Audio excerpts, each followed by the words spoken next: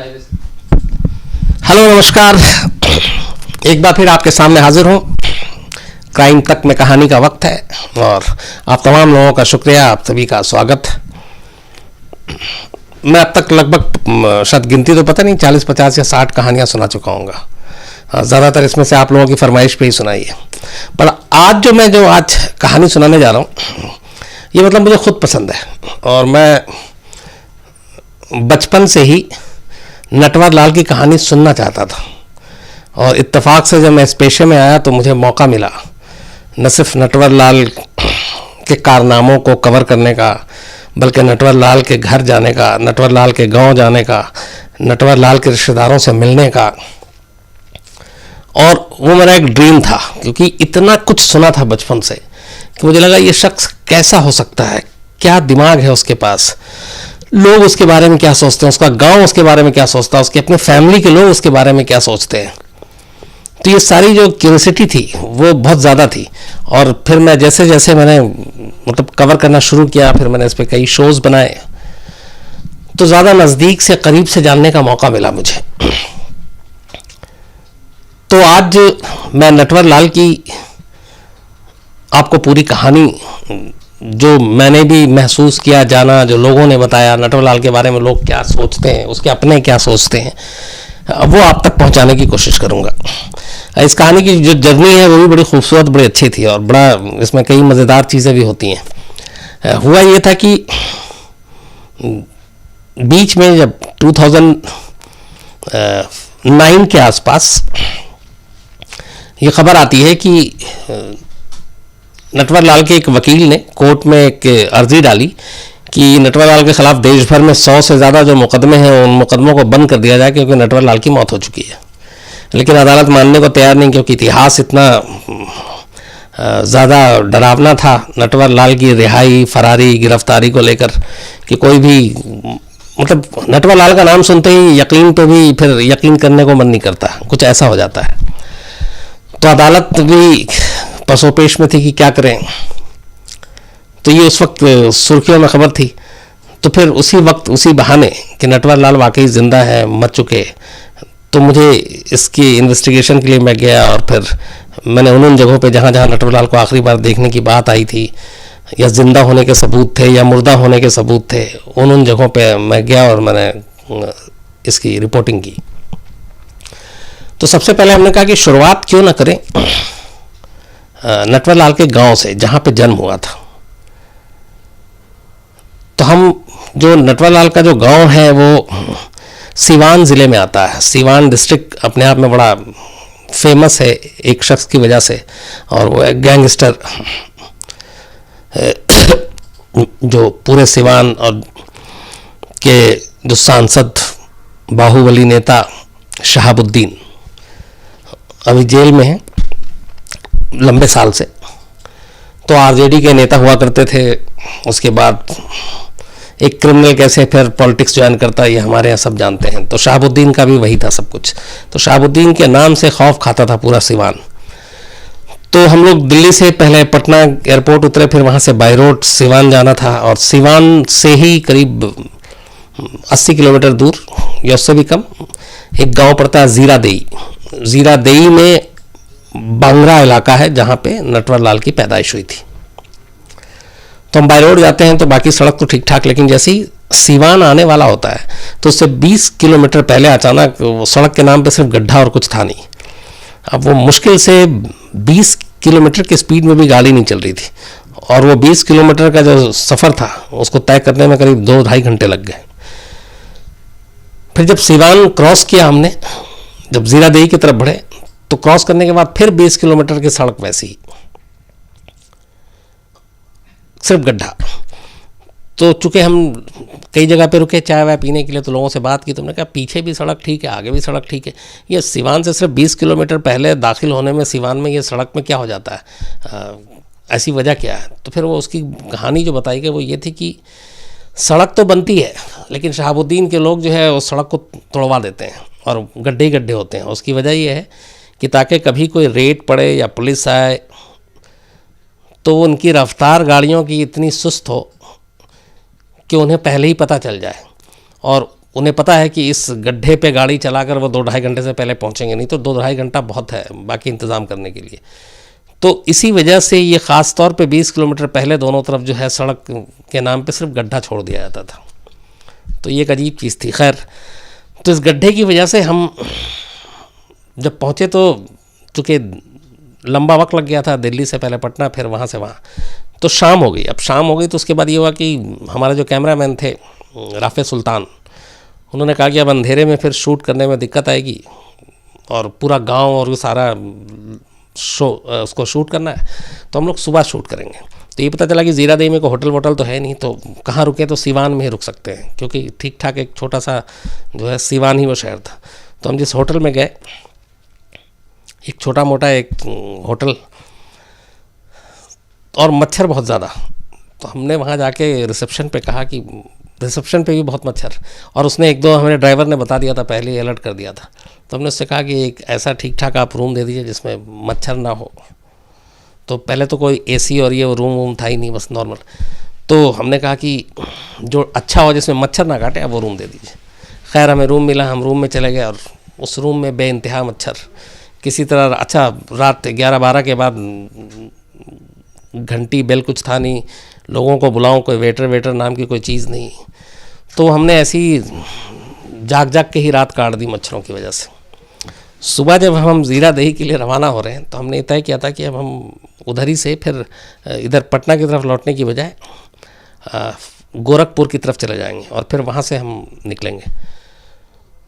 तो रिसेप्शन पे जाके कहा कि हमने आपसे कहा था कि वो हमें ढंग का रूम दे दीजिए जिसमें मच्छर नहीं। तो उसने बताया कि एक्चुअली वो स्वीट था, वो हमने कहा कि पता नहीं आप, वो महंगा था तो हमने आपको इसलिए नहीं दिया। तो हमने कहा अरे बता देते कितना महंगा था। तो कुल मिला के जिस रूम में उसने हमें ठहराया था उसका किराया था 150 रुपये, और जो वो कह रहा था कि स्वीट है जो हमने आपको नहीं दिया महंगा, वो था 200 रुपये। तो राफे सुल्तान को बहुत तेज़ गुस्सा आया। खैर, उन्होंने जो कुछ कहा, मैंने कहा हटाओ। तो ये एक किस्सा जो हमेशा याद रहता है मुझे। तो वहाँ से खैर निकले, उसके बाद हम लोग ज़ीरादेई पहुँचे, और ज़ीरादेई के बाद जाने के बाद सबसे पहले 2 चीज़ें, ज़ीरादेई बहुत मशहूर है, आप लोग मुझे पता नहीं कितना जानते हैं। उस जगह से 2 बहुत मशहूर शख्सियत निकली है। पहले हिंदुस्तान के पहले राष्ट्रपति डॉक्टर राजेंद्र प्रसाद, उनका भी गांव ज़ीरादेई, और दूसरा हिंदुस्तान का शायद सबसे अब तक के इतिहास का मशहूर ठग नटवर लाल, बल्कि मिस्टर नटवर लाल। मिस्टर नटवर लाल क्यों बोला मैंने आपको आगे बताऊंगा। तो और दोनों ने ही कहते हैं कि ज़ीरादेई एक रेलवे स्टेशन भी है वहाँ पे छोटा सा। ज़ीरादेई रेलवे स्टेशन से ही ट्रेन पकड़ी थी दिल्ली की। एक राष्ट्रपति भवन पहुँचे और दूसरा हिंदुस्तान के अलग अलग 9 जेलों में पहुँचा। तो जब हम ज़ीरादेई गए तो वो अब वहाँ जाके कहानी शुरू होती है। तो जो पहली चीज़ थी, बताया हम लोग आज तक से हैं ये हैं, तो जब भी हम नटवर लाल बोलें तो हमें एक साथ 2-3 लोग टोक दें। वो कहें सर नटवर लाल नहीं, आप मिस्टर नटवर लाल बोलिए। हमने कहा कि ये शायद फिल्म से इंस्पायर्ड, अमिताभ बच्चन की जो फिल्म आई थी उसका नाम है।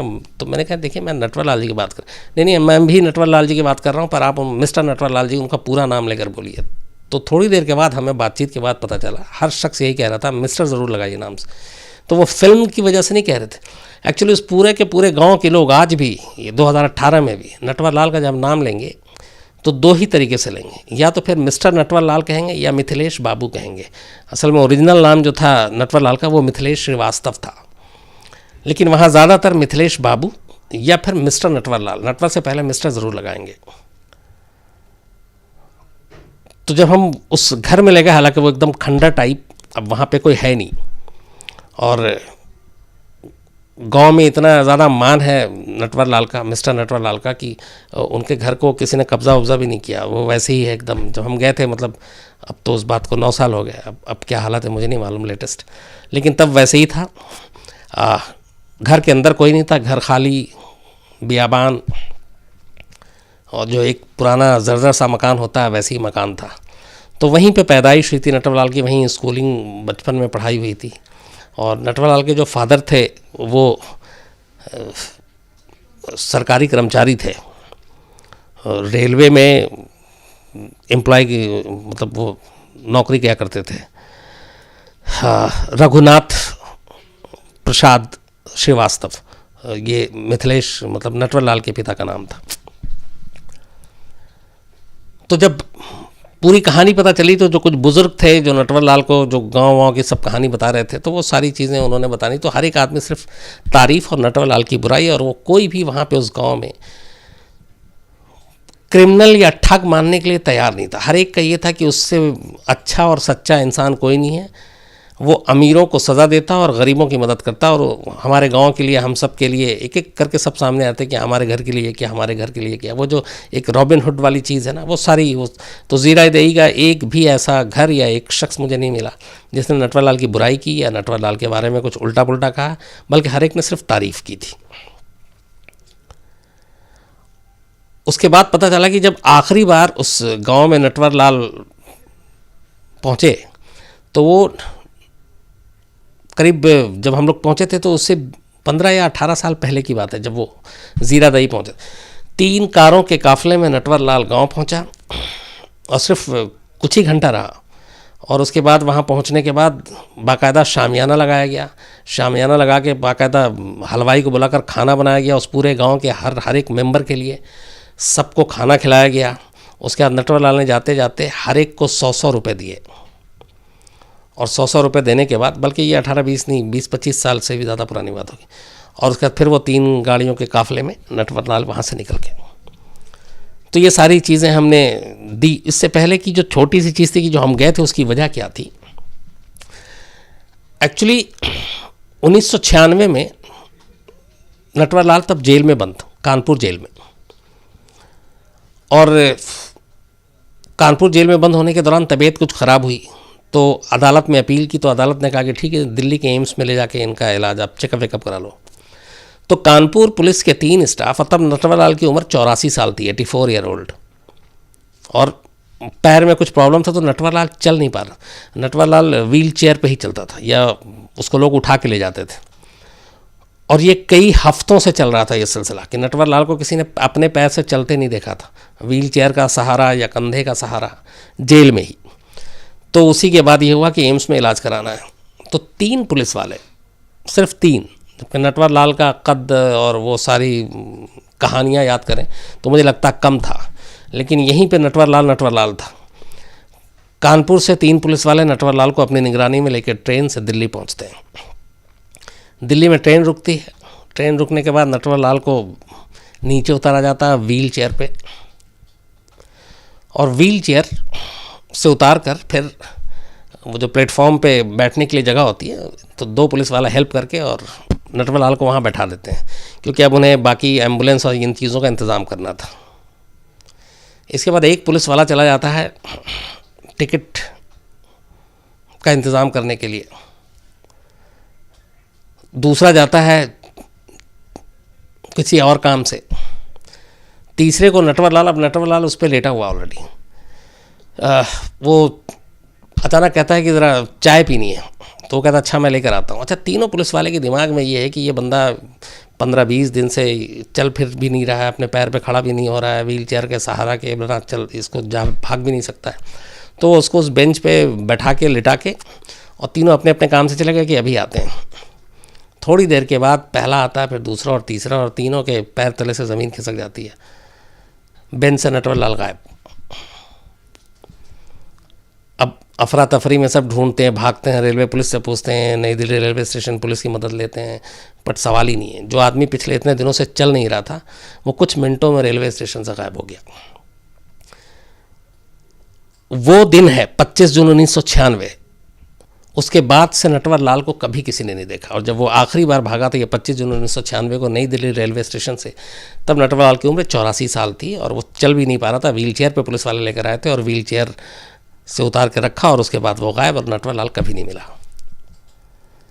इसी के बाद 2009 में पहली बार जब नटवर लाल के एक वकील ने अपील की कि 100 से ज़्यादा केस हैं वो बंद कर दीजिए क्योंकि नटवर लाल की मौत हो गई है, तो अदालत मानने को तैयार नहीं थी। वो सबूत प्रूफ मांग रही थी, सब कुछ।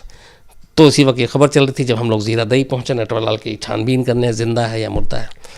तो ये सब करते करते हमने सारे लोगों से, गांव से बात की। फिर उस वक्त नटवर लाल की एक ही बेटी है, और वो बेटी के बारे में हमें ये था कि वो गोरखपुर में किसी रिश्तेदार के यहाँ है, तो हमने इसीलिए ज़ेरा देई से कहा था कि पटना वापस जाने की बजाय हम गोरखपुर की तरफ जाएंगे और वहाँ मुलाकात करेंगे। तो फिर हम जब पहुँचे तो नटवर लाल के भाई मिले, और उनका जो भाई हैं गंगा प्रसाद श्रीवास्तव। तो उन्होंने बताया, जो पहली चीज़ नई जानकारी दी जब हमने बताया कि ऐसे ऐसे वकील ने कहा है कि 2009 में उनकी मौत हो गई है और केस सब बंद कर दो, तो उन्होंने कहा कि आप क्या बात कर रहे हैं, मिथिलेश बाबू की तो मौत 1996 में हो गई थी जब वो नई दिल्ली रेलवे स्टेशन से भागे थे उसी साल। तो अब हमारे लिए भी था कि ये क्या कह रहे हैं। तो अब जाहिर सी बात है कि बैकग्राउंड में सारी कहानियाँ इतनी थी कि नटवर लाल की पूरी फैमिली पे भी भरोसा करने के लिए बहुत सारी चीज़ें पहले सोचनी पड़ेंगी, सबूत देखना पड़ेगा, और ये होता है जनरली। तो हमारे लिए नई जानकारी थी, लेकिन हम मानने को हमने कहा कि आप 96 कह रहे हैं, आपका वकील 2009 कह रहा है। तो उन्होंने कहा कि ऑलरेडी 1996 में मौत हो चुकी है और रांची में उनका अंतिम संस्कार कर दिया गया। अब ये बात हमारे लिए भी वो थी। फिर इसके बाद हम लोग वहाँ से रांची पहुँचे कि वहाँ से सबूत जुटाएं कि हाँ भाई अंतिम संस्कार हुआ। नटवर लाल इतना बड़ा नाम हिंदुस्तान में कि अगर नटवर लाल की इस अंतिम संस्कार में कुछ रांची के लोकल लोग शामिल होंगे तो वो भी कैमरे पे बता देंगे। हालांकि हमने बहुत तमाम कोशिश की, पर हमें ऐसा कोई चश्मदीद नहीं मिला जो इस बात की पुष्टि कर सकता कि हाँ 1996 में ही नटवर लाल की यहाँ पे मौत हो गई थी और अंतिम संस्कार में हम लोग शामिल थे। लेकिन फिर ये था कि 84 साल की उम्र 96 में थी, और 9 आते आते उसमें 9 और 4 13 साल और जुड़ गए। तो 84 में अगर आप 13 जोड़ दीजिए तो 84 और 10 94 और 3 97 साल। तो एक ये भी कह रहा था कि उम्र इतनी ज़्यादा हो गई थी कि एक तो ये था कि हाँ फैमिली वाले सही कह रहे हैं कि मौत हो चुकी है, और ना भी हो तो शायद अपने बलबूते पे अपने पैर से चलने फिरने की हालत नहीं होगी। लेकिन फिर खैर नटवर लाल की बेटी और जो पति उनके दामाद वो आर्मी में सोल्जर, उन सब के ज़रिए अलग अलग लोगों से बात करके खबर निकाली गई, तो पता चला कि हाँ वाकई नटवर लाल की जो है वो मौत हो चुकी है। और उसके बाद फिर 2009 में जो वकील ने दिया था उसके बाद धीरे धीरे करके सारे केस नटवर लाल के क्लोज़ कर दिए गए, क्योंकि जो मेन मुजरिम है वही नहीं रहा, तो फिर केस का कोई मतलब नहीं था। तो ये तो नटवर लाल की ये सारी और ज़िंदगी और मौत की जो कहानी थी जो हम लोगों ने कवर की वो थी। अब नटवर लाल की एक जो जिसके लिए नटवर लाल जाना जाता है वो क्या था, तो वो मैं आपको बताता हूँ। मिथिलेश श्रीवास्तव, मिथिलेश कुमार, नटवर लाल, ऐसे कर कर के टोटल जो कानून के दस्तावेज़ में अलग अलग 8 राज्यों में दर्ज करीब 400 के आसपास ठगी के मामलों में जो नाम दर्ज है नटवर लाल के, वो 52 अलग अलग नाम है। 52 अलग अलग नाम से नटवर लाल ने ठगी की। और ठगी के जो पूरी शुरुआत की थी नटवर लाल की, उसकी कहानी ये है कि जब नटवर लाल पढ़ाई करने के बाद मैट्रिक में एक बार फेल हुआ, फिर पिताजी ने डांटा बहुत, उसके बाद उसने फिर पढ़ाई शुरू की और LLB किया, वकालत की पढ़ाई की और वकील बना, और इसी दौरान वो ट्यूशन भी करता था। तो अब यहाँ पे 2 चीज़ें थी। एक ये थी कि एक बार इसकी एक पड़ोसी ने नटवर लाल के एक ड्राफ्ट दिया था बैंक में जमा करने के लिए। नटवर लाल छोटा था तो ये बैंक ड्राफ्ट लेकर गया, और ड्राफ्ट में जो उस पर साइन था उसने वैसे ही हूबहू साइन अपने आप यूं ही किया। तो उसे लगा कि ये साइन तो बिल्कुल मैच कर गया। तो पहली बार उसका हौसला खुला, फिर उसने कहा अच्छा इसको देखता हूँ कुछ करके। तो उसने सेम साइन करके 3, 4, 5 किस्तों में जिन पड़ोसी ने उसको ड्राफ्ट दिया था उनके अकाउंट से 1000 रुपये निकाले। ये पहली बार जो फर्जीवाड़ा या ठगी था ये अपने पड़ोसी के साथ किया था। 1000 निकालने के बाद सब कुछ ठीक ठाक चल रहा था, तो लेकिन पड़ोसी को तब तक ये हो गया कि एक दिन वो खुद बैंक गया और पता चल गया कि उसके अकाउंट से इतने पैसे निकाले, और बैंक वाले ने बता दिया था कि वो जिसको आपने पहली बार भेजा था वो लड़का आता है। तो सीधा सीधी नटवर लाल पे शक, मतलब मिथिलेश पे। तो उसके बाद जाके घर में पिताजी से शिकायत हुई, पिटाई हुई। पिटाई के बाद ये गुस्से में नटवर लाल घर छोड़ के उसका कोलकाता पहुँच गया। तब कलकत्ता हुआ करता था, और कलकत्ता में फिर इसने आगे अपनी पढ़ाई जारी रखी, और वहीं पे एक सेठ के बेटे को ये ट्यूशन भी देने लगा। और कहते हैं कि एक बार एग्ज़ाम के लिए ही इसने पैसे मांगे सेठ से, तो सेठ ने पैसा नहीं दिया, तो उसने उस सेठ को पहली बार कॉटन के किसी बिज़नेस में 4.5 लाख रुपए का चूना लगाया और ठगी की और कोलकाता से भाग गया। वहाँ से भागा, फिर उसकी शुरुआत हो गई। जो नटवर लाल की सबसे ज़्यादा हुनर की चीज़ थी वो ये थी कि वो दुनिया में किसी का भी दस्तखत, सिग्नेचर एक बार वो देख ले उसको हू बहू कर देता था। ये मतलब एक गॉड गिफ्टेड था। अंग्रेज़ी धारा प्रवाह बोलने में माहिर, भेस बदलने में माहिर, और कॉन्फिडेंस का लेवल बहुत ज़्यादा हाई। अखबार पढ़ने का भी वो बहुत ज़्यादा कीड़ा, इसलिए पूरी हिंदुस्तान की हर चीज़ की, पॉलिटिक्स से लेकर हर चीज़ की वो उसको जानकारी होती थी। चूँकि एक वकील, दिमाग तेज़, इसी के बलबूते पे नटवर लाल ने जो सबसे ज़्यादा ठगी की वो उसने नकली साइन से ही किए, और या फिर चेक और जो डिमांड ड्राफ्ट होता है, चेक और डिमांड ड्राफ्ट से उसने कैसे ठगी की, उसमें मतलब सैकड़ों किस्से हैं, पर आपको एक दो बड़ा अगर मैं बताऊं, बात तब की है जब नारायण दत्त तिवारी फाइनेंस मिनिस्टर थे और राजीव गांधी प्रधानमंत्री थे। तो कनॉट प्लेस की एक वॉच की शॉप में जाता है नटवर लाल, और एकदम नेताओं वाले जो होते हैं उस तरह के कपड़े पहन के, और उस अपने आप को फाइनेंस मिनिस्टर नारायण दत्त तिवारी का पीएस पर्सनल सेक्रेटरी बताता है, और कहता है कि कल एक कांग्रेस के तमाम बड़े नेताओं की मीटिंग है जिसके लिए राजीव गांधी जी को 90 घड़ी भेजनी है इनकी तरफ से, नारायण दत्त तिवारी की तरफ से, फाइनेंस मिनिस्टर। तो कॉस्टली घड़ी आप सब दिखाइए। उसने सब दिखाया। उसका तो उसने कहा कि ये नॉर्थ ब्लॉक में हम डिलीवरी लेंगे। नेक्स्ट डे वो आया और उनके साथ अपने लेकर वो नॉर्थ ब्लॉक भी पहुंचता है, जो फाइनेंस मिनिस्टर का दफ्तर है, वहाँ पे गाड़ी रुकती है। उसके बाद वो घड़ी लेता है, उसको एक ड्राफ्ट देता है 39,000 कुछ रुपए का उस ज़माने में, और उसके बाद नहीं बल्कि शायद ज़्यादा रकम थी। उसके बाद वो उनको दिखाने के लिए मंत्रालय की तरफ घुसता है और गाड़ी हटती है, फिर वो अपना निकल लेता है। 2 दिन के बाद पता चलता है कि वो डिमांड ड्राफ्ट फर्जी था और उसमें कोई पैसे नहीं थे और वो बस फर्जी बना लिया गया था। लेकिन फाइनेंस मिनिस्टर का मामला था, कनॉट प्लेस का वो दुकानदार, उसने डर से दे दिया। तो ये डिमांड ड्राफ्ट और चेक के ज़रिए एक तो बहुत नॉर्मल था, दूसरा बड़े बड़े इंडस्ट्रीज से बहुत पैसे ठगे। उसमें हैरत आपको होगी, टाटा, बिरला, इवन धीरू भाई अंबानी, इन लोगों के पास जाकर ऐसे किसी पॉलिटिकल का कोई पीएस बनकर या कुछ, या सोशल ऑर्गेनाइजेशन या सोशल वर्कर बन के जाके उनसे पैसे लेने और फंड के नाम पे, और ये और सारे वो फर्जी कागजात मंत्रालय के और ये सब देकर, मतलब अंबानी, बिरला, टाटा, और उन सब से भी लाखों रुपए लेके निकल गए। सबसे जो नटवर लाल के किस्से के साथ जो सबसे इंटरेस्टिंग किस्सा जुड़ता है वो ये है कि नटवर लाल ने अपनी लाइफ में ख़ासतौर पे अंग्रेज़ों को और कुछ एक दो अपने बेवकूफ़ भाइयों को भी 3 बार ताजमहल बेचा उसने।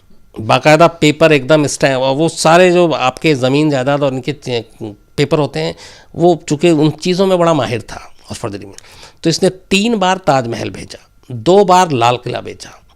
एक बार डॉक्टर राजेंद्र प्रसाद जब राष्ट्रपति थे, उसी दौर में राजेंद्र प्रसाद की ही हैंडराइटिंग और एकदम हू बहू साइन किया हुआ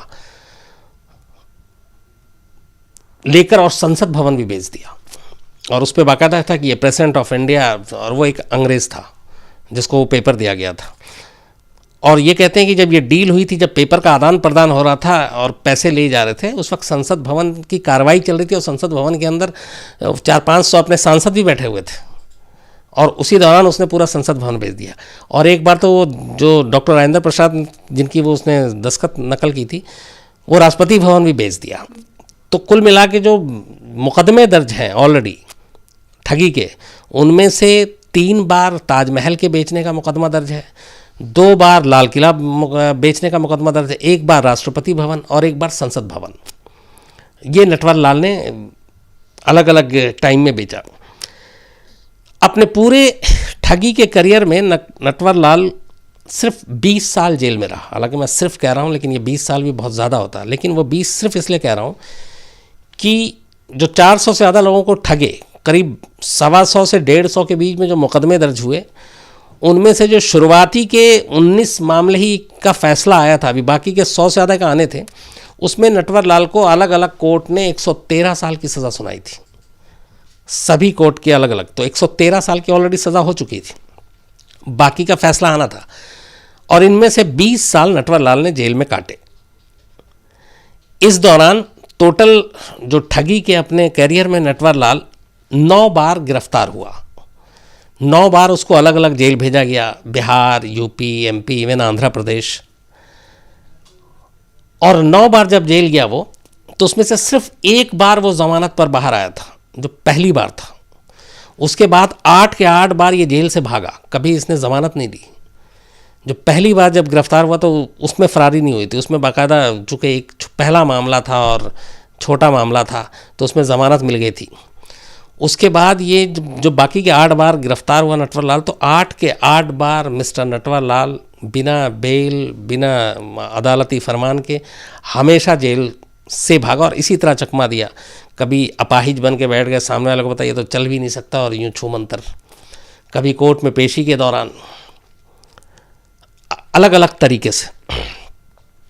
और उससे एक बार इंडिया टुडे ही ने ही इंटरव्यू किया था, तो उससे पूछा था कि आप जेल से मतलब ऐसे कैसे भाग सकते हो, आप कैसे भाग जाते हो? तो उसने कहा मैं नहीं भागता हूँ, वो तो पुलिस वाले खुद दरवाज़ा खोलते हैं और या गाड़ी का दरवाज़ा खोलते हैं या जेल का दरवाज़ा खोलते हैं और कहते हैं आप जाओ, मैं चला जाता हूँ। मतलब ये उसका बोलने का तरीका था, हाजिर जवाब, बहुत दिमाग बहुत तेज़, बहुत शार्प।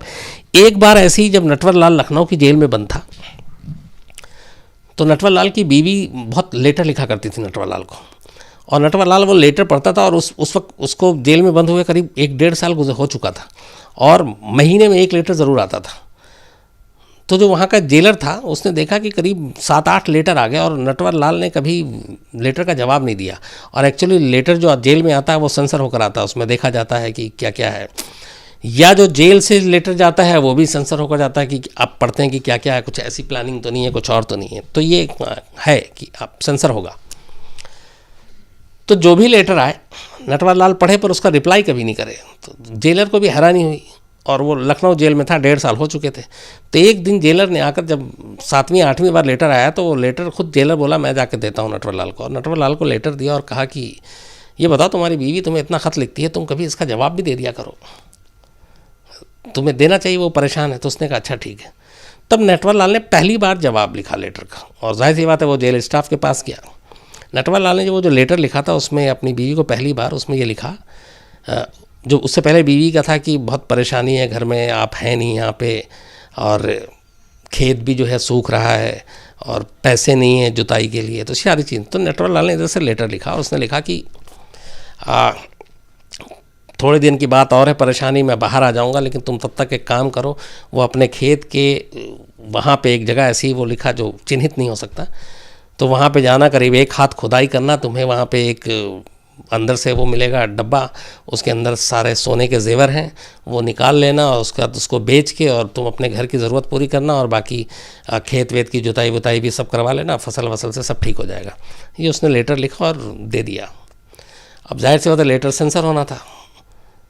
पुलिस ने लेटर पढ़ा। नटवर लाल की ठगी के कारनामे, ज्वेलरी शॉप और ये सब को बहुत लूट चुका था ऑलरेडी, तो पुलिस ये सब थे। तो जैसे ही जेलर ने देखा तो जेलर की भी आंखें चौंधे आई। फिर लोकल पुलिस को खबर किया, अब इन लोगों को लगा कि बहुत सारे जो ठगी के पैसे जेवर हैं वो अब बरामद होंगे।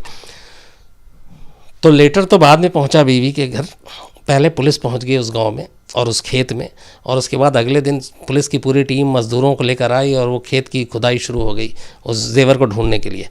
तो पहले 1 हिस्सा, 2 हिस्सा, 3 हिस्सा, पर सुबह से शाम हो गई, पूरी खेत खुदाई हो गई, लेकिन वो जेवर नहीं मिला। उसके बाद खैर पुलिस वालों को लगा कि पता नहीं क्या निकाल लिया होगा, वो चले आए। करीब 15-20 दिन के बाद जेल में फिर एक ख़त आता है नटवर लाल की बीवी का, और उस ख़त में लिखा हुआ था कि थैंक यू जेलर साहब, आपकी वजह से मेरे खेत की जुताई हो गई, पैसे नहीं थे और इस बार फसल भी अच्छी है, तो हम लोग आपको दुआ दे रहे हैं। तो जेलर ने जब नटवर लाल से पूछा था ये है क्या, तो उसने बोला कि आपके ही ज़िद पे मैंने ये लेटर लिखा, इसलिए मैं ख़त नहीं लिखता हूँ। तो ये एक बहुत मशहूर किस्सा और ये सच्चा किस्सा है, ये रिकॉर्ड पे है, जिसमें बाद में मुहावरे भी बने, जोक्स भी बने होंगे। लेकिन ऐसा नटवर लाल का मतलब ये दिमाग था और इस तरीके की चीज़ें होती थी। एक बार ऐसी जब कानपुर जेल में नटवरलाल बंद था तो कोर्ट में पेशी के लिए ले जाया गया, तो जो जज थे वहाँ पे, तब तक नटवरलाल का नाम बहुत फेमस हो चुका था इस वजह से कि ये ताजमहल और संसद भवन बेच दिया, तो तुम कैसे कोई आदमी बेच सकता है। तो ये होता था कि नटवरलाल मुहावरे में भी इस्तेमाल होने लगा था कि अरे तू क्या नटवरलाल है। तो वो जज भी जो थे वो नटवरलाल के कारनामों से अच्छी तरह वाकिफ़ थे। तो जब जेल में पेशी के दौरान नटवरलाल आया तो जज ने उससे सब कुछ कार्रवाई जब ख़त्म हो गई तो बोला कि मिथिलेश श्रीवास्तव, तुम ये बताओ तुम ये सब कर कैसे लेते हो। तो नटवरलाल ने कहा कि जज साहब आपके पास 1 रुपया है क्या। तो जज ने बोला क्यों। बोला नहीं है तो बताइए। तो जज ने साहब ने अपना देखा, उसका पर्स निकाला, उसमें 1 रुपया था। उन्होंने 1 रुपया निकाला, आगे बैठे वर्दली को दिया, वर्दली ने नटवरलाल को दिया। नटवरलाल ने वो 1 रुपया लिया और अपने जेब में रख लिया। बोला बस ऐसे करता हूँ जज साहब। उसके बाद वो कार्रवाई पूरी हो गई। नटवरलाल कटघरे से वापस वो जज साहब के 1 रुपये नहीं दिए। बाद में नटवरलाल ने हमेशा यही कहा कि मैंने कभी किसी का पैसा लूटा नहीं, मैंने कभी किसी से ज़बरदस्ती लिया नहीं, बस लोग मुझे अपने आप दे देते थे। और ये इस चीज़ का भी यही जिक्र होता है कि अब मैंने जज साहब को नहीं लूटा। आप देखिए, अब ये कहेंगे कि जज साहब का मैंने बात 1 रुपये और 100 रुपये की नहीं है, बट जज साहब से मैंने मांगा और उन्होंने खुद दे दिया। तो मैं ऐसे लोगों से मांगता हूँ और लोग दे देते हैं, मैं कोई क्राइम नहीं करता हूँ। बल्कि उस वक्त नटवरलाल ने एक चीज़ ये भी कही थी कि अगर भारत सरकार मेरे दिमाग का सही इस्तेमाल करे तो मैं जो भी विदेशी कर्ज है वो सब उतार दूंगा, मतलब हम विदेशियों को भी वो कर देंगे, उसका ये भी एक कहना था। तो ये सारे जो किस्से हैं नटवरलाल के, ये इसमें एक चीज़ है कि हिंदुस्तान में आज भी कहते हैं कि नटवरलाल से बड़ा कोई ठग पैदा नहीं हुआ। और लेकिन एक दूसरा तबका ये कहता है कि नटवरलाल वाकई बहुत जीनियस शख्स था, बहुत ही जीनियस। हालांकि उसने इतना सारा दिमाग गलत कामों में लगाया और गलत चीज़ों में लगाया, और वरना उसका शायद अगर सही इस्तेमाल करता तो देश का भी भला हो सकता था और बाकी चीज़ों का भी भला हो सकता था, लेकिन ऐसा था नहीं। लेकिन आज भी नटवरलाल के गांव के लोग, जीरादेई के लोग, वो अगर आप जाके खाली नटवरलाल की आप बुराई करेंगे तो समझ लीजिए आप उनके दुश्मन हैं। वो सुन ही नहीं सकते नटवरलाल की बुराई, क्योंकि उनका ये था कि हमारे गांव के लिए, हम लोगों के लिए बहुत कुछ किया है, पढ़ाने के लिए बच्चों को, शादी ब्याह का खर्चा, वो सारे कुछ किया है। और ये चीज़ें पता भी चलती हैं, क्योंकि 1-2 आदमी झूठ बोलेगा तो पकड़ में आ जाएगा, लेकिन सारे के सारे वहाँ उस गाँव के लोगों के एक ही सुर होते हैं। और दूसरा, नाम के साथ कभी वहाँ आप नटवरलाल बोलेंगे तो आप उनके दुश्मन होंगे, उसके साथ आपको मिस्टर लगाना ज़रूरी है। और उनका अब तो उनकी डिमांड भी आई थी कि हमारे गांव में नटवरलाल, मतलब मिस्टर नटवरलाल की एक याद में एक उनकी पूरी वो लगाई जाए, आदम कद मूर्ति, और सम्मानित करना चाहिए। ये सारी बीच में मांग भी उठी वहाँ जीरादेई के लोगों की। तो जितनी मुझे याद थी कहानी और जो मेरी जर्नी थी और जो मेरा आज भी, हालांकि नटवरलाल की जो नटवरलाल की टोटल 2 बीवियाँ थी। अब दोनों दुनिया में नहीं है। एक छोटा भाई अभी भी है, वो शायद गोपालगंज में है, और बेटी रांची में है। और बाकी नटवरलाल खुद नहीं है, अभी ये कंफर्म है। लेकिन मुझे लगता है कि कहानियाँ और ठगी के किस्से, ये वो जब तक हम लोग हैं सुनते सुनाते रहेंगे। और इसी पे जब मिस्टर नटवरलाल जो फिल्म बनी थी, तो उस पर भी एक ये है कि जब किसी जेल में उस दौरान बंद था तब पूछा किसी ने कि आपके ऊपर फिल्म बन रही है, तो नटवरलाल ने कहा कि हाँ मैंने सुनी। तो उसने कहा आप देखेंगे। बोला कि नहीं, मैं असली हीरो मैं हूँ, तो मैं दूसरे हीरो की फिल्म नहीं देख सकता। और फिर ये भी था कि वो डायरेक्टर और उस पर मानहानि का मुकदमा करने की भी बात कही थी, लेकिन खैर वो हुआ नहीं क्योंकि जेल के अंदर थे। तो ये थी पूरी कहानी नटवरलाल की। अब अगर आप लोगों में से भी किसी को कुछ जानकारी हो तो मुझे बताइएगा। आज जब मैं आ रहा था तो एक मेल मैंने किसी का पढ़ा था, वो कह रहे थे कि आज मैं काफ़ी कुछ जानता हूँ, तो मुझे अच्छा लगा। मैंने कहा चलो, इंटरेस्ट मेरा पर्सनल इंटरेस्ट भी था, क्योंकि मैं नटवरलाल के किस्से जब सुनाता हूँ या सुनता हूँ तो मुझे बड़ा अच्छा लगता है, क्योंकि ऐसे कैरेक्टर बड़े कम मिलते हैं जिनके बारे में हम बचपन से ही कहानियाँ सुनते आ रहे हैं। और मैं बड़ा लकी हूँ कि मैं उन जगहों पे गया जहाँ जहाँ नटवरलाल के कारनामे हुए थे, और जहाँ नटवरलाल का जन्म हुआ, उनके रिश्तेदारों से मिला, जब समझने जानने की कोशिश की कि ऐसा क्या है। तो आज कहानी में इतनी है। कल 9 बजे आपको कुछ एक बहुत टाइम से एक फरमाइश आ रही है, देश से भी और देश के बाहर से भी। तो वो पूरी कहानी तस्वीरों के साथ, कुछ विजुअल के साथ, और वो एक अजीब कहानी है, कल सुनाऊंगा रात 9 बजे। सर एक सवाल है कि नटवरलाल गिरफ्तार कैसे होते थे? हाँ, नटवरलाल गिरफ्तार कैसे होते? जैसे एक दो बार तो नटवरलाल रंगे हाथ पकड़े गए, और ये बात है कानपुर की, क्योंकि नटवरलाल के कारनामे इतने फेमस होते गए थे। खासतौर पर नटवरलाल ने जब तक छोटे छोटे छोटे काम किए तब तक सब ठीक था। नटवरलाल के जो लाल किला और ताजमहल और संसद भवन और राष्ट्रपति भवन बेचने की खबरें उस वक्त अखबारों में सुर्खियां बन गई थी, और नटवरलाल चूँकि पहले भी अरेस्ट हो चुका था, तस्वीरें भी सब अखबारों में आई थी, टीवी तब तो था नहीं, तो उसकी वजह से लोगों तक ये बात पहुंच गई थी। तो अच्छा, नटवरलाल के काम करने का तरीका बड़ा सिमिलर था, मतलब डिमांड ड्राफ्ट देकर, चेक देकर, इस तरह से बेवकूफ़ बनाना, और बड़े मंत्रियों का नाम लेकर, मतलब जितने बड़े बड़े नेता हैं उन सब का ही पीएस से लेके कुछ बनकर। तो एक कानपुर के जौहरी को शक हो गया था जब नटवरलाल गया, तो उसने कहा कि ठीक है, और उसने चुपचाप से नटवरलाल को बहाने से बैठा रखा था, और फिर पुलिस को कॉल कर दिया, पुलिस आई, उसने पहचान लिया नटवरलाल है। तो कुछ इस तरीके से। अच्छा, नटवरलाल की कामयाबी का राज एक ये भी था कि नटवरलाल ने कभी अपना गैंग नहीं बनाया।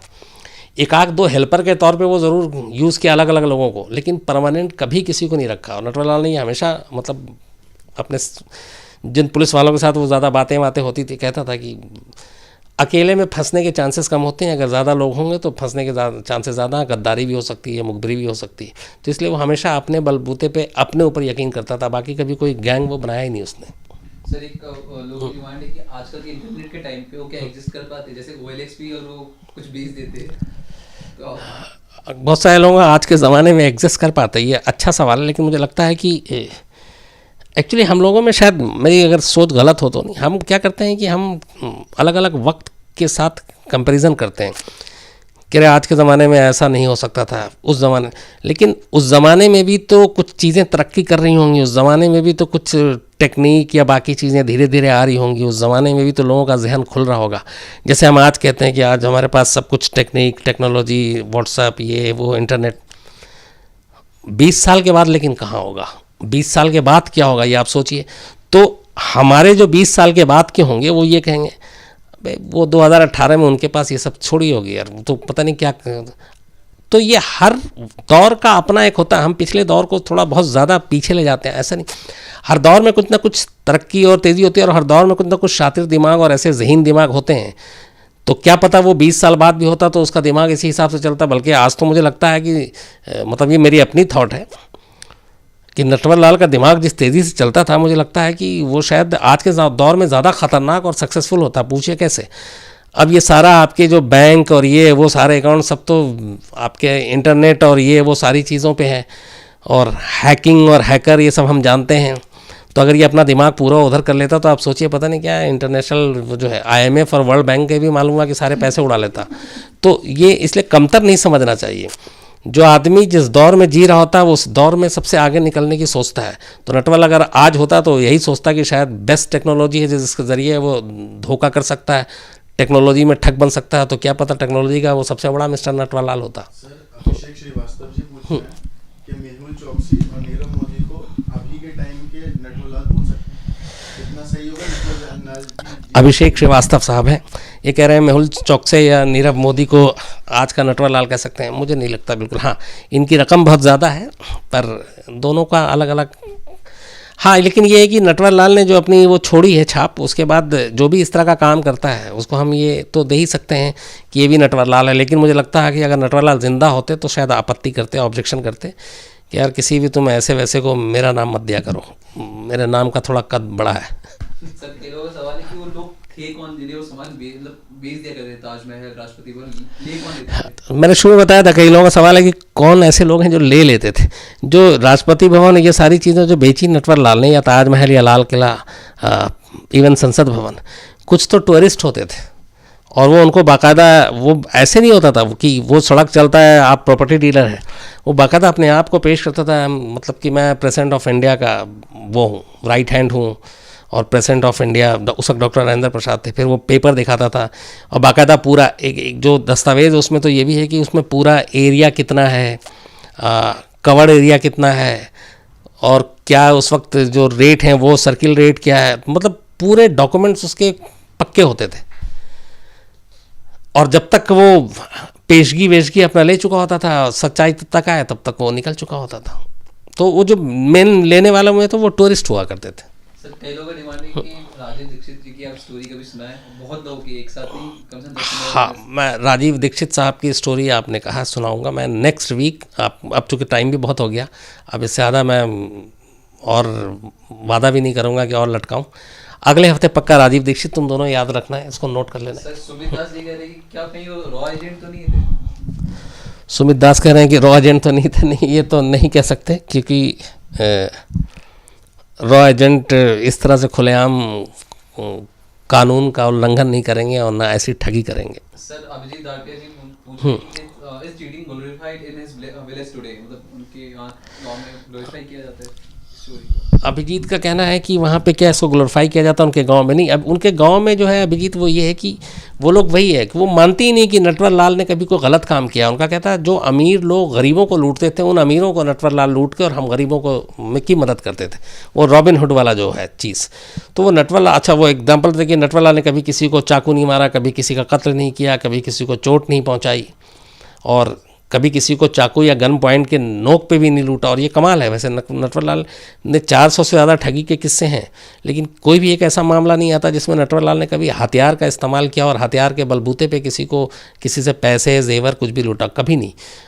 उसने सिर्फ अपनी बातों से, अपनी अदाओं से, अपने हाव भाव से, अपने कॉन्फिडेंस से, अपनी ज़ुबान से लोगों को लूटा। सर एक सौरभ है, वो बोल रहे हैं कि सर नटवर लाल जैसे जीनियस इंसान के दिमाग का अगर सरकार सही इस्तेमाल करती तो सच में फायदा होता, पर उसे गुनहगार बनाने के पीछे हमारी सोसाइटी का कितना बड़ा हाथ है?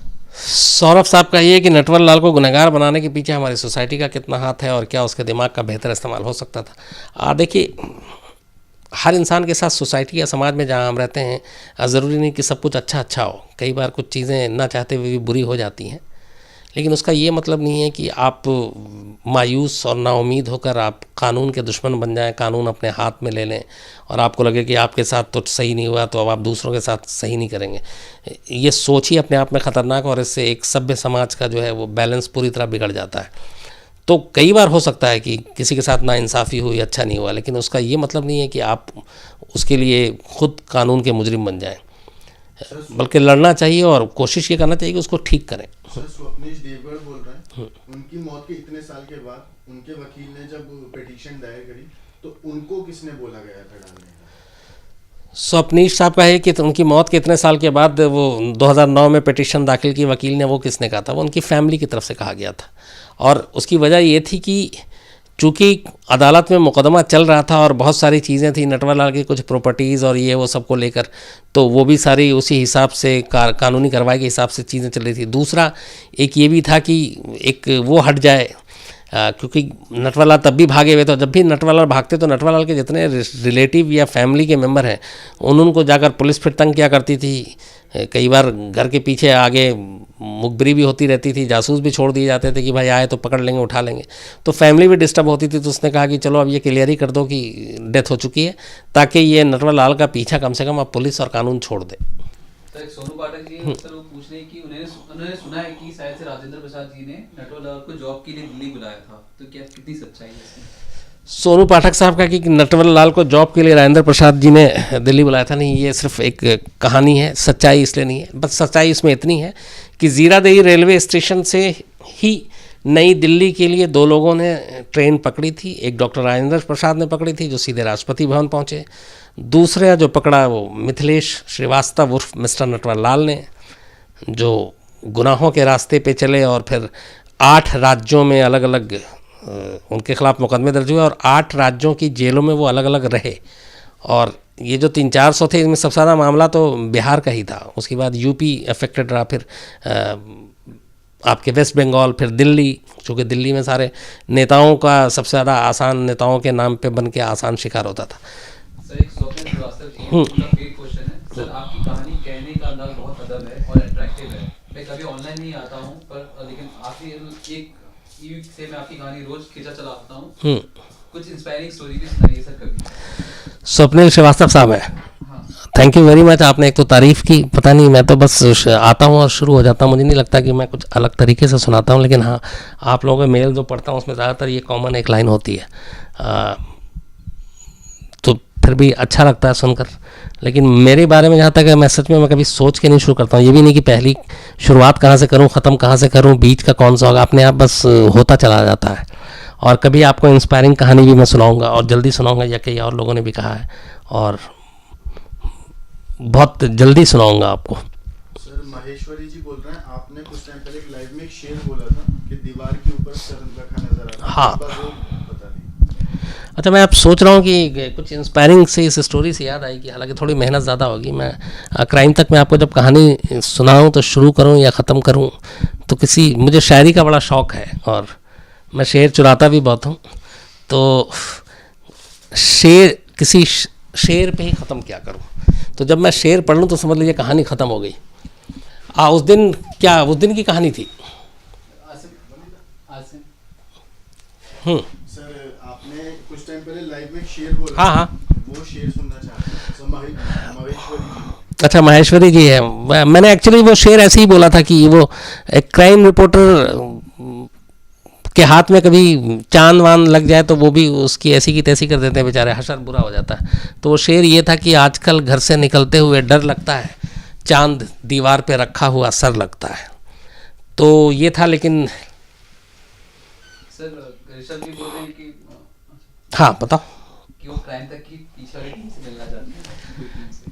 अच्छा क्राइम, हाँ ये ऋषभ साहब आप मिलना चाहते हैं क्राइम तक की पूरी टीम से। इस वक्त आधी टीम है, बाकी टीम को मैं बुलाऊंगा और आओ, मैं चाहता हूँ कि आओ। सर एक सवाल, एक और बनर्जी सर ने कि क्राइम तक छोड़ दिया। एक सवाल है, बनर्जी साहब ने क्राइम तक छोड़ दिया? नहीं, वो असल में बनर्जी साहब क्या कहते हैं, बिजी ज़्यादा हो गए थे और उनके ऊपर और भी जिम्मेदारी दे दी, और फिर मैंने कहा कि अभी थोड़ा आप और कुछ कीजिए, फिर मैं लाता हूँ जल्दी उनको। सर इसका कल बर्थडे है। अच्छा तो आप मुझे तो सुनते रहते हैं कहानी सुन के, और आप, लेकिन जो मेरी पूरी टीम मेहनत करती है, जो सारे वीडियोस देखते हैं आप, सब कुछ सुबह से शाम तक, रात तक, बेचारे बहुत काम करते हैं। अभी सारे नए नए, इन सब की पहली पहली नौकरी भी है और यहीं इन्होंने पढ़ाई भी की है, इंडिया टुडे टीवी इंस्टीट्यूट में। तो सबसे पहले मैं आज आपको, आज कल है, मतलब 12 बजे। आज रात 12 बजे एक हमारी सबसे जो छोटी मेंबर है टीम की, बिल्कुल आओ, ये है वर्णिका वाजपेयी। सर वर्णिता। देखा, पहली मैं हमेशा इसको जानबूझ के मैंने बोला, मैं वर्णिता नहीं बोलूंगा, पहले दिन से वर्णिका ही बोल रहा हूँ। और कल इसका बर्थडे है, देखिए इत्तेफाक से, तो तुमको एक तो एडवांस में हैप्पी बर्थडे, बहुत Thank you, sir. खुश रहो। सकती है, हमारी सबसे टीम की सबसे छोटी बच्ची है और बहुत मेहनती है, बहुत काम करती है। और तुम भी विश कर लो। मैं खुद को ही हैप्पी बर्थडे विश कर लेती हूँ। दूसरा आपके पास यहाँ पे बताता हूँ, ये आसिम है। आओ आओ आओ, ये आसिम, इसको पहले भी 1-2 बार देखा होगा। ये पीछे कैमरा पता नहीं क्या क्या ठीक करता रहता है और बाकी चीज़ें, और बोलता है कई बार मेरा मूड नहीं होता कि आज ये स्टोरी पता नहीं सुनाओ ना सुनाओ, काम बहुत है। तो ये 3 लोग हैं जो मुझे फोर्स करते हैं। एक तीसरा इधर से बुलाता हूँ मैं, ये दीपक है। तो ये जो आपके सवाल पढ़ पढ़ के अभी बता रहा था सब, तो ये दीपक, आसिम और चलो वर्णिता ही बोल देता हूँ। तो ये हमारी आधी टीम है, मतलब कायदे से जो पूरा सारा देखते हैं, ये मेन यही देखते हैं। इसके अलावा 2-3 और चेहरे हैं जो कम आते हैं। एक जो सबसे ख़तरनाक है वो अमित सिंह, वो आता ही नहीं है कैमरे पे, तो वो मैं आएगा तो उससे भी आपको मिलाऊंगा। और बस इसी तरह आप देखते रहिए, अच्छे रहिए, और सब्सक्राइब करते रहिए क्राइम तक। बेल आइकॉन भी बजाना है। ठीक है, ओके। तो कल 9 बजे मुलाकात होगी। Thank you very much.